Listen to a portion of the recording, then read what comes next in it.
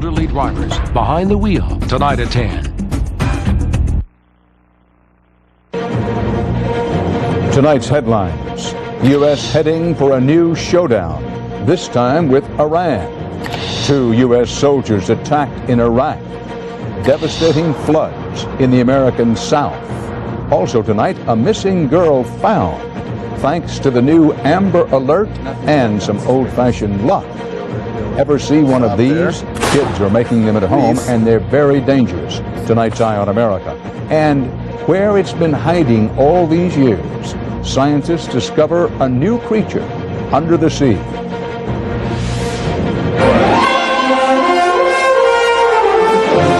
This is the CBS Evening News with Dan Rather reporting from CBS News headquarters in New York. Good evening. The United States is moving toward a face-off with Iran over weapons of truly mass destruction, nuclear weapons. The U.S. State Department today accused Iran of seeking to build a nuclear arsenal, and it urged the United Nations to send inspectors from its Atomic Energy Agency to conduct a, quote, rigorous examination of Iranian nuclear facilities. But CBS's David Martin reports, as with Iraq, the problem is a shortage of proof. The discovery of this massive uranium enrichment plant under construction in Iran has set in motion another confrontation over weapons of mass destruction.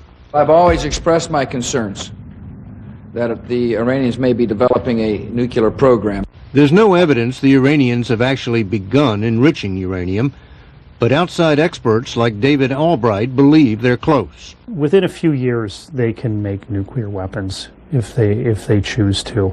Iran claims it's only a peaceful nuclear energy program, which coming from an oil-rich country is hard to swallow.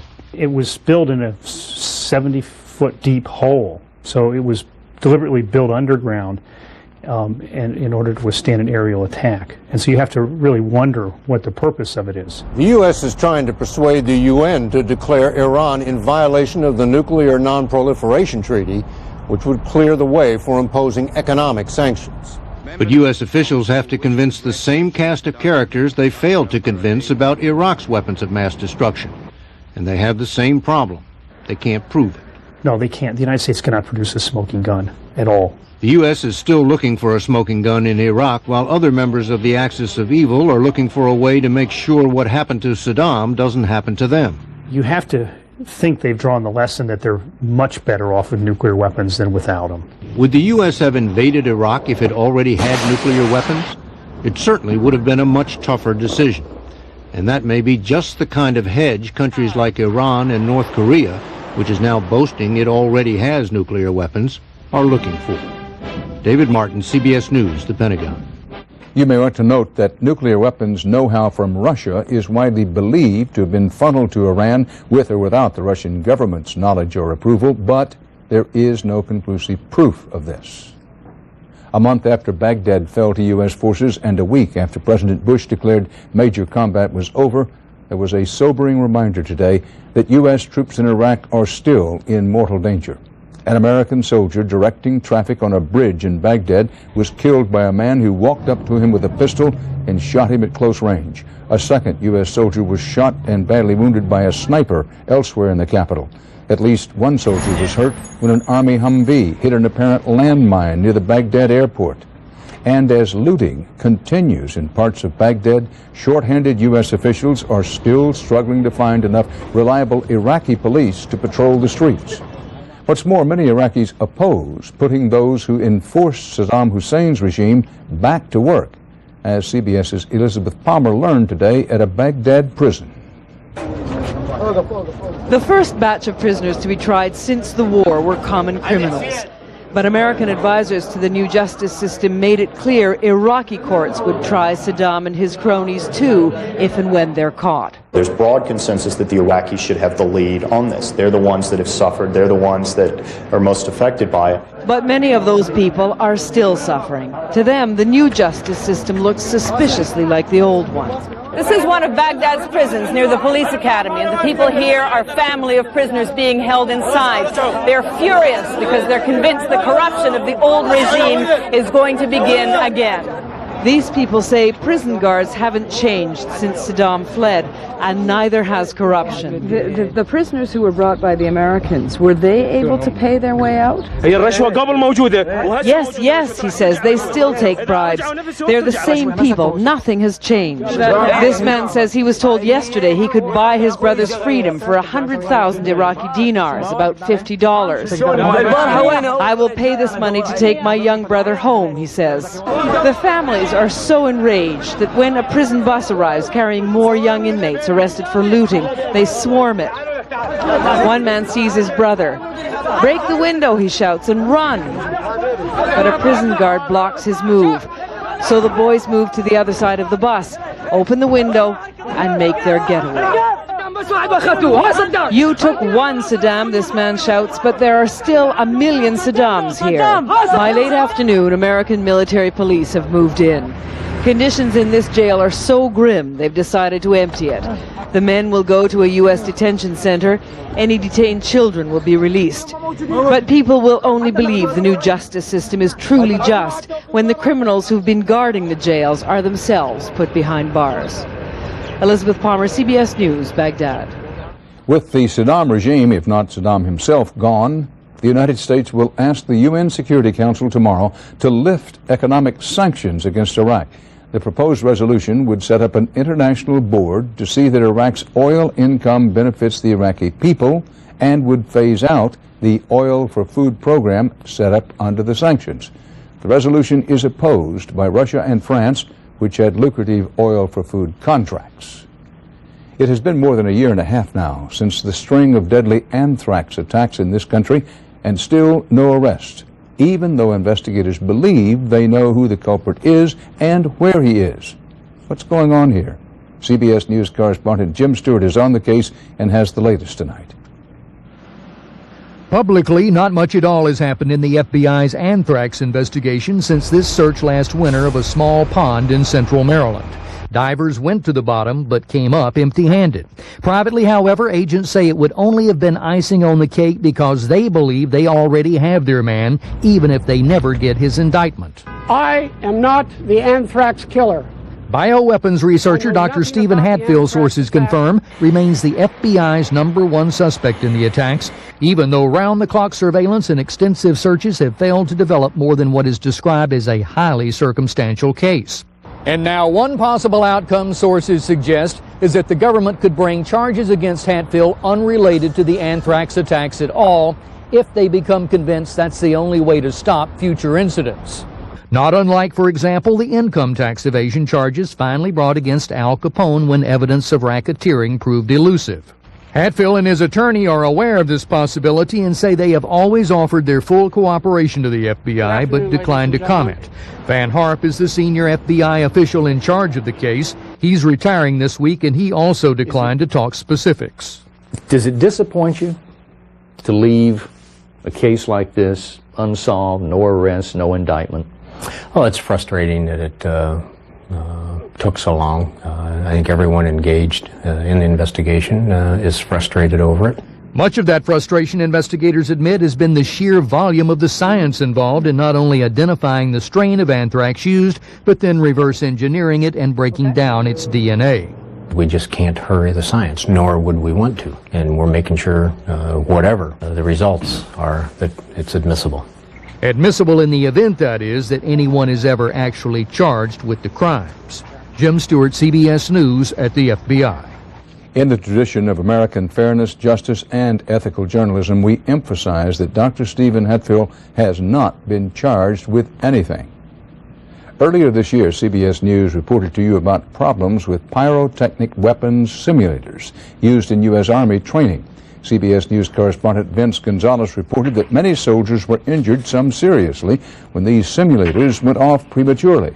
There have been more such accidents since then, and today the Army told CBS News it will stop using the simulators, at least temporarily.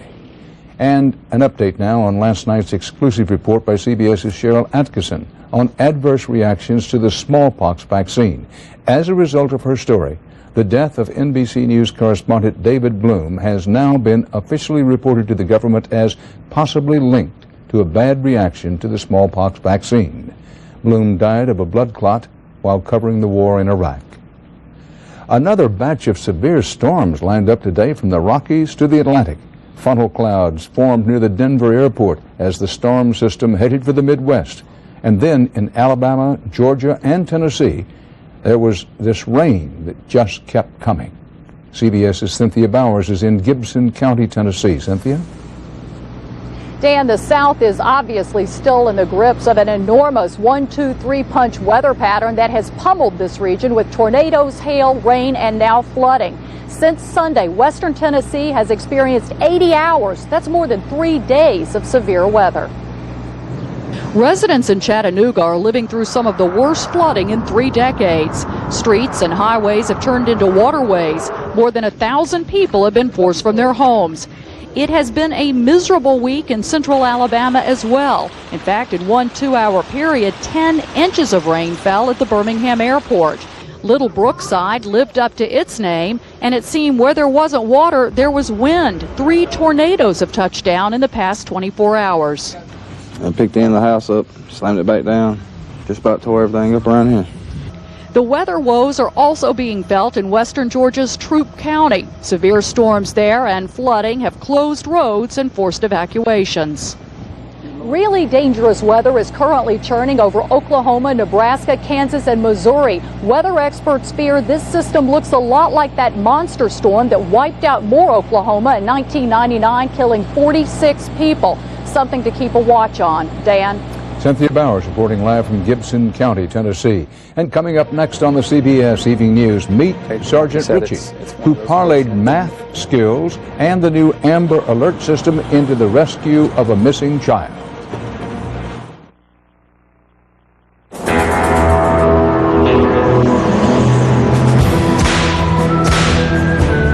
Roundup knocks out weeds in 24 hours. The leading imitator doesn't. Roundup Fast Act Foam knocks out weeds in 24 hours. That's me. And this is Kate. She's just like me. First bike ride. First prom. Then my little girl grew up. Around then, I was diagnosed with rheumatoid arthritis. Still, things were looking up. Until I turned 50. I felt 90. For some, there's Remicade. Remicade relieves the pain of RA and helps stop further damage to your joints. Your doctor may add Remicade if you're on methotrexate already and not responding well. Remicade is not for everyone. Certain people with heart failure should not take Remicade. Serious, sometimes fatal infections such as TB have been reported. Your doctor should evaluate your risk of infection. Tell your doctor right away if you develop any sign of an infection while on Remicade. There is a risk of serious infusion reactions which may include hives, difficulty breathing, and low blood pressure. Call today and talk to your rheumatologist. Last year, Kate was diagnosed with rheumatoid arthritis. And she's so young. At least she won't suffer like I did. For the best protection against water damage, one name says it all. Thompson's Water Seal, Wood Protector Plus Waterproofer for the highest level of water protection guaranteed. Thompson's Water Seal and New Advance, the most powerful protection against water damage.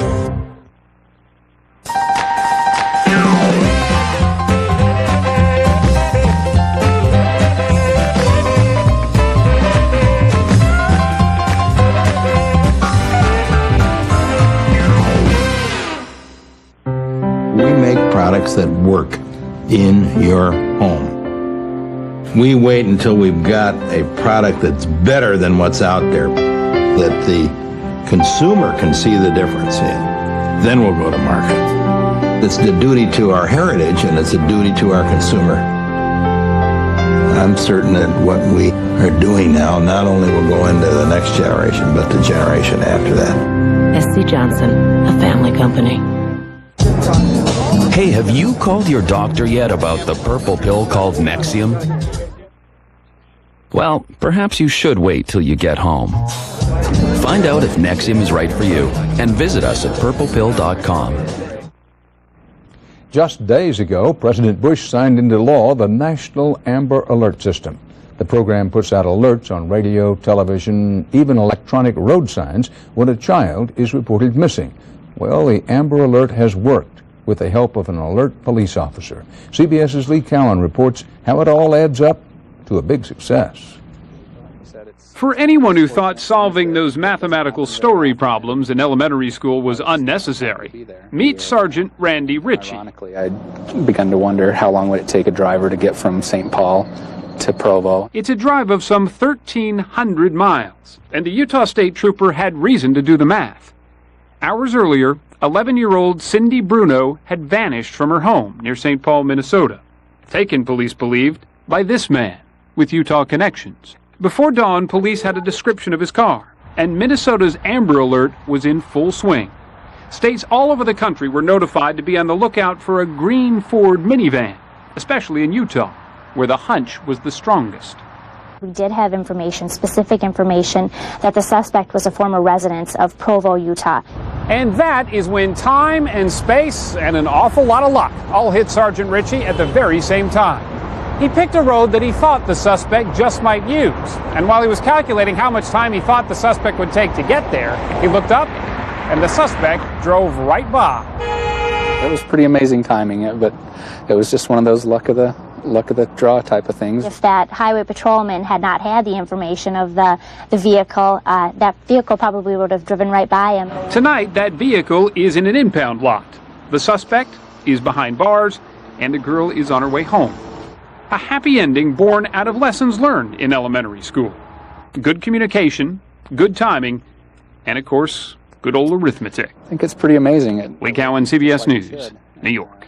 And there's another remarkable story of recovery from peril to report in Colorado today. 27-year-old Aaron Ralston gave a first-person account of how he decided to amputate his own right arm to save his life.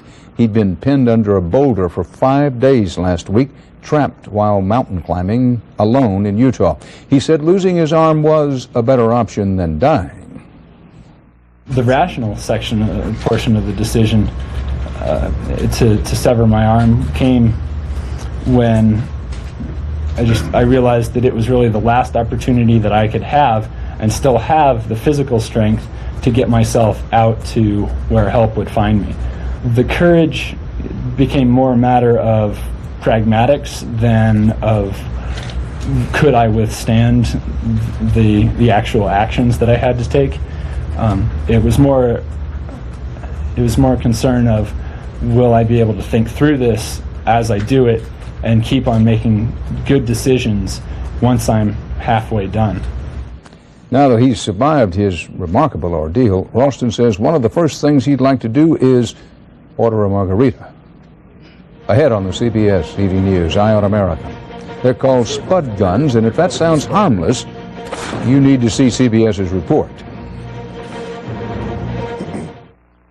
In national taste tests, more families preferred the taste of KC Masterpiece Original Barbecue Sauce over Kraft Original. So, when given a choice,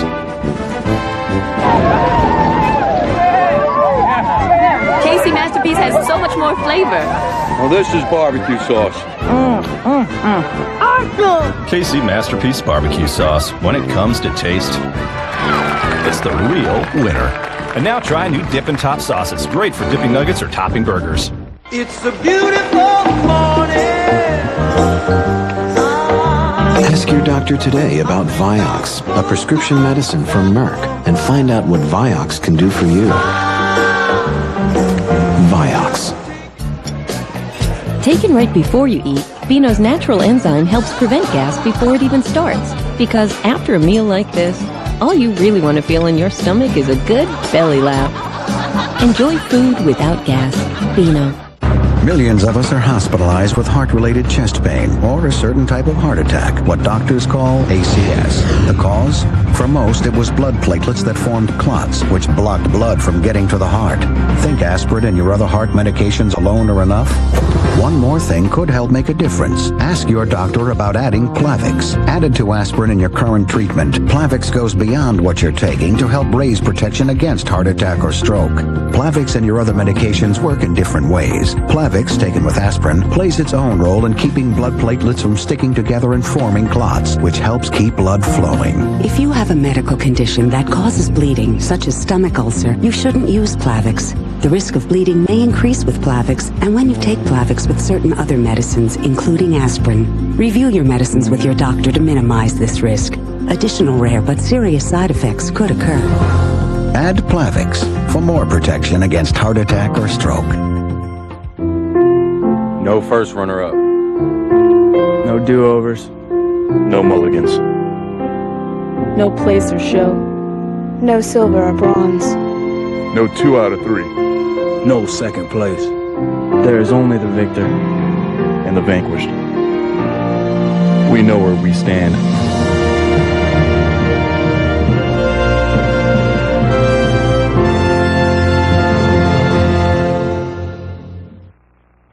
The high cost of college. Thousands of kids and families who need help to pay are getting ripped off. If you have to pay money to get money, it's a scam. Is it ever? Tomorrow, a financial aid scam exposed. How it works and what to watch out for. A consumer alert on the CBS Evening News with Dan Rather. At least 500 people worldwide have now died of SARS, almost half of them in China, where the virus is still spreading. And the World Health Organization has recalculated the death rate among SARS patients to about 15%. That is double some earlier estimates. Older patients are more likely to die of the disease. There is growing concern across the United States about a new fad involving cheap homemade weapons. They're called spud guns, as in potato. And there are calls in many communities for banning these do-it-yourself dangers that Bob McNamara investigated for Eye on America. So that means this door is open, huh? Just when 17-year-old Daniel Berry's life had found new light, he must find his way in the dark. It's not right. I'm not used to being blind. This is a whole new world for me. Not one that I would have chose to go try to visit. Berry was shot in the face, looking down this barrel of a home-built contraption called a spud gun, when it fired a frog, blinding him. If it would have been anything else, it would have killed me. Spud guns. They fire potatoes like light artillery. Some versions launch tennis balls. Like so. They are dangerous, they can cause property damage, they can cause, severe bodily injury. It is an item that's designed for fun and recreation, but they need to be used safely. An Appleton, Wisconsin garage may be the center of the spud gun universe, where Joel Surprise has a booming business making spud guns of all sizes. Basic spud gun. Made of plastic plumbing pipe, a potato, or anything that fits goes down the barrel. And fueled by deodorant or hairspray fumes, a barbecue igniter for a trigger, it's a $60 weapon. In the eyes of the Bureau of Alcohol, Tobacco, and Firearms, spud guns are not illegal. But across the country, some towns want to outlaw them, and police are confiscating them regularly. I would tell a parent never to ever let their child touch one of these things. This gun was used in a North Carolina drive-by shooting. This one blinded an eye of a Pennsylvania man. It needs to be used under adult supervision. Same with any type of gun. On the internet, they're a phenomenon. Nearly 9,000 spud gun hits. How to build or buy them cheap. I'm not the bad guy. I'm just trying to live the American dream. Daniel Berry had an American dream too. I wanted to finish up my college and go to the Air Force and be a pilot. But now he struggles with a new life of talking calculators, the language of Braille. But he wants this site to be his warning of what can happen when people play with any kind of gun. In Denton, Texas, Bob McNamara for Eye on America. Coming up next here on the CBS Evening News, a Thursday night Preacher feature starring a newcomer they call Big Red. This is an amazing age. This is an amazing age. We learn something new every day. You're living in the age of Fosamax when it's actually possible to help reverse bone loss and strengthen bone. Fosamax Once Weekly is a hormone-free tablet for postmenopausal women at risk for or with osteoporosis. Fosamax is clinically proven to help reverse bone loss. Increases in bone mass were seen as early as 3 months. You should not use Fosamax if you have certain disorders of the esophagus, are unable to stand or sit upright for 30 30 minutes, have severe kidney disease or low blood calcium. Before use, talk to your doctor if you have stomach or digestive problems. Stop taking Fosamax and tell your doctor if you develop new or worsening heartburn, difficult or painful swallowing, or chest pain, because these may be signs of serious upper digestive problems. One pill a week can help reverse bone loss. Ask your doctor if Fosamax once weekly is right for you. This is the age of Fosamax. This is an amazing age. Helping reverse bone loss. First day on the job, huh? Right behind you. I envy you, kid. You're gonna be building the best cars Buick has ever built. So be proud, be precise, and treat it like the craft it is. Any questions? Is it true this place is haunted? Quality is alive and well at a car company called Buick. A few years ago, I get this pain. It's no big whoop, just a little heartburn. Yeah, a burning, piercing fireball right here. So I cut down on the foods that bother me. I changed my diet. I worked out. Even my mom tries to help. Son, try sleeping on an incline. So I slipped some 2x4s under my bed. Oh yeah, my wife really loved that one. Then I started drinking that chalky stuff, popping acid reducers, and it all helped, but the pain keeps coming back 2-3 days a week. Okay, finally visit my doctor. He says it's acid reflux disease and prescribes Prevacid to help prevent the acid and heal the damage. So I take it like he says, and guess what? It really helps stop the acid pain. How's that for a happy ending? Prescription Prevacid actually helps prevent acid where it starts by turning off many of the pumps that produce it. Prevacid has a low occurrence of side effects such as diarrhea, abdominal pain, and nausea. Other serious stomach conditions may still exist. Ask your doctor for more information and if Prevacid is right for you. Help prevent the acid with Prevacid. How strong was the tornado that hit Jackson, Tennessee? A man in Hendersonville found evidence of how strong in his backyard. The story at 6.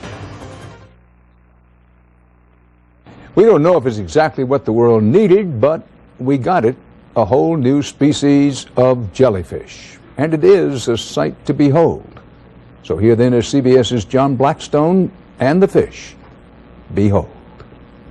Scientists sent a remote camera almost a mile deep and were amazed by what appeared before the lens. A gelatinous giant, a huge jellyfish 3 feet across, unlike any ever seen before. We know almost nothing about it. We don't know how old it is. We don't know how it reproduces. All we know is that there's a big predator down there. The only thing that was clear was what to call it. Big red. It's a big jelly and it's red. Big Red is the latest addition to a family of creatures that is as varied as it is fascinating. Though jellies have neither brains nor bones, they have plenty of admirers. I like to watch jellyfishes. Big Red has proven too difficult to capture for display, but another recently discovered jelly, the spotted comb, was shown in captivity in December. And even common jellies have the power to astonish. They're just beautiful. I love how they float and group, and the movement is amazing. It's mesmerizing. Anyone who has ever seen a jellyfish knows they have long tentacles, but not Big Red. It has these things that dangle down that we call the mouth arms or oral arms. And in a biological puzzle, some Big Reds have more arms than others. It's natural variation. It has between 4 and 7 arms. That a creature as Big Red went undiscovered for so long suggests there remain many more mysteries of the deep. John Blackstone, CBS News, Monterey, California. A new gelatinous giant, part of our world tonight. Dan Rather reporting for the CBS Evening News. Thank you for joining us. We hope you'll decide to meet us right back here tomorrow. Good night. For news 24 hours a day, log on to cbsnews.com.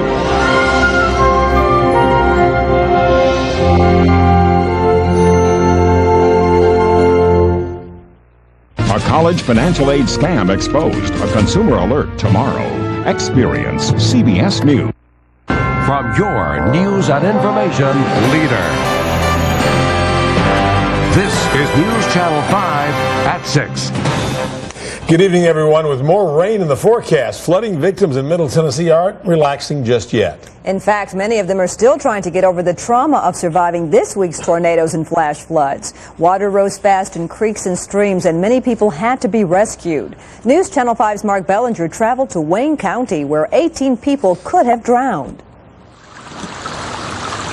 Just a few miles north of Waynesboro, 48 Creek flows through beautiful hollows and valleys. Joe Shaw loved it so much, he bought property, built a fitness spa, and moved his mother here 13 years ago. As opposed to her going to a nursing home, I thought, geez, what better life could you have than right here at the spa? Tuesday morning, it was no longer paradise. The water started rising a few inches, and Shaw decided it was time to move his 92-year-old mother from her cabin. And she was sitting in her easy chair there, and pretty soon the water was over her lap. It was just like, one moment it was just a little bitty stream coming across through here, and the next minute it was waist deep. Belinda Jones just finished cooking breakfast for guests at the dining hall about 100 yards from the cabin. Jones and 15 other people, including guests, climbed onto the roof to get away from the water. You had no time to think about whether you were afraid or whether you were frightened or what you were going to do next. You just reacted. They were lucky someone wasn't killed.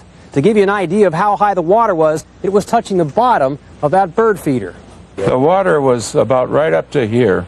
Shaw says by that time the cabin was floating. He stacked mattresses to stand on. By this time, my mom had no feelings at all in her arms or legs or anything, and I had to hold her up so that we could breathe. He says he held on to his mom for 4 hours. Pretty soon I hear an airboat.